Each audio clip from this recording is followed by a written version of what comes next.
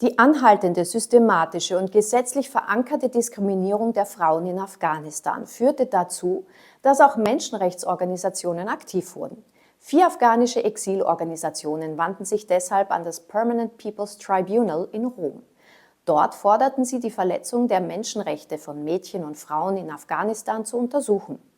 Mitte dieses Jahres fand die öffentliche Anhörung in Madrid in Spanien statt. Vor kurzem wurde das Urteil dieses Gerichts verkündet. Rashida Manjoo, Vorsitzende des Richtergremiums des Volksgerichtshofs für die Frauen in Afghanistan, gibt nun im Interview ihre Einschätzung zu dem Urteil ab. Hello, Mrs. Manjoo, and thank you for joining us in the interview. Thank you. Now that the tribunal's verdict is out, how would you summarize its main findings? So there were 3 charges against.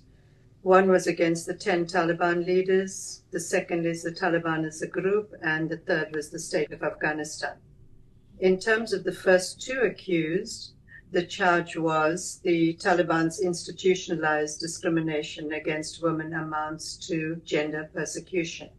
And the tribunal has found that, yes, the Taliban's persecution of women and girls in Afghanistan constitutes grave violations of criminal law amounting to the crimes of gender persecution under Crimes Against Humanity in the Rome Statute, Article 71H.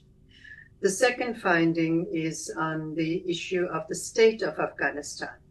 And the state of Afghanistan has international obligations in terms of 8 treaties that it has signed and ratified, including CEDAW, which is a convention on women, on the elimination of all forms of discrimination against women, and the state of Afghanistan was held accountable in terms of its violations of its treaty obligations.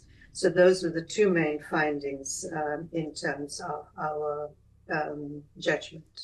Why did the verdict did not characterize the systematic discrimination as gender apartheid? Gender apartheid is not a codified crime under international law. Apartheid is, but not gender apartheid. Now, if you don't have a crime in international law, you can't accuse someone and prosecute them for a crime that does not exist in law. But what we found is that the situation in Afghanistan meets the criteria, elements, the constitutive elements of an apartheid-like system. So the domination, the institutionalized repression, etc., constitute elements which we can identify factually, but not legally. So there's a difference. And so the segregation, the exclusion, the domination, etc. And we determined that it does not fall under international law because it's not codified as yet, but we encourage the codification of gender apartheid as a crime under other inhumane acts or as crimes against humanity. And I think the work that civil society is doing, it's an ongoing process of where to fit in this as an international crime. How can gender apartheid be included in the UN Conventions on Crimes Against Humanity? The work on the Crimes Against Humanity Treaty is going on. There's a working group in the UN system, etc.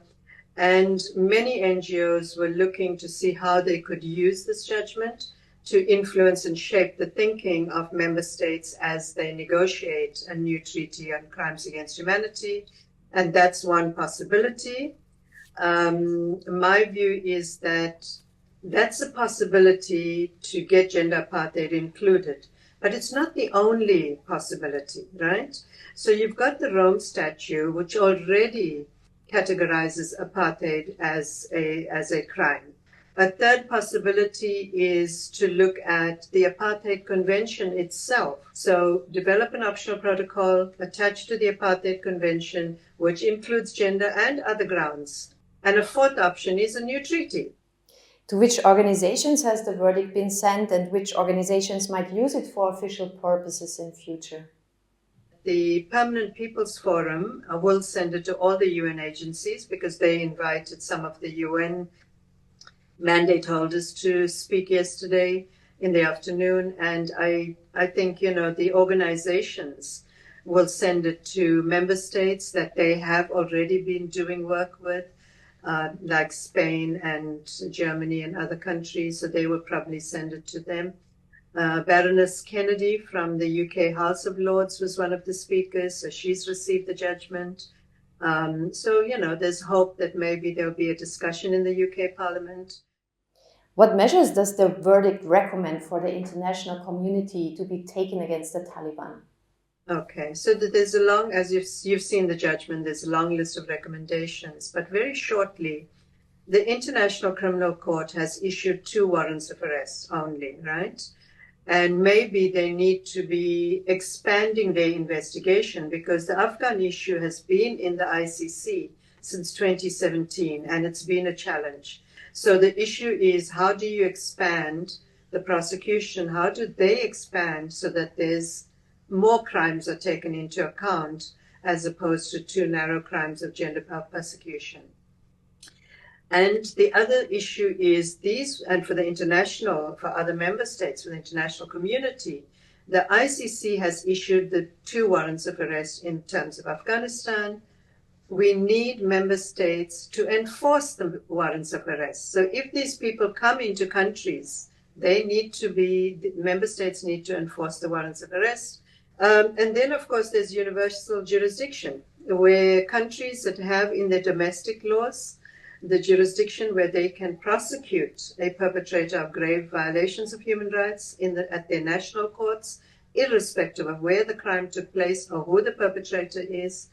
And countries that have jurisdiction need to be bringing cases and prosecuting Taliban leaders who are going across the world, arresting and prosecuting them using universal jurisdiction in their own domestic national courts. It's another form of accountability.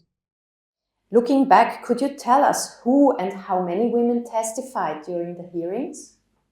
So we had 10 in-persons, and it was largely people that are in the diaspora and were able to travel to Madrid without too many problems. And then there were 9 audio messages and 5 written statements. Last but not least, how do you expect the international community to respond to the tribunal's verdict?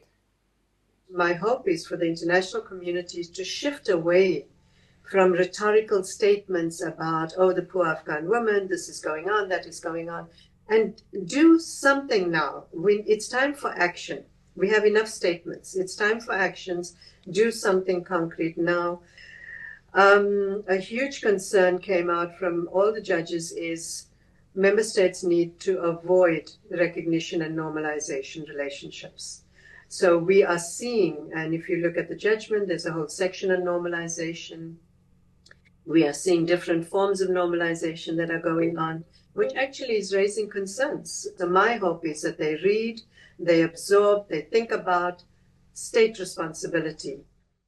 Thank you, Mrs. Manchu, for taking your time for the interview. Thank you.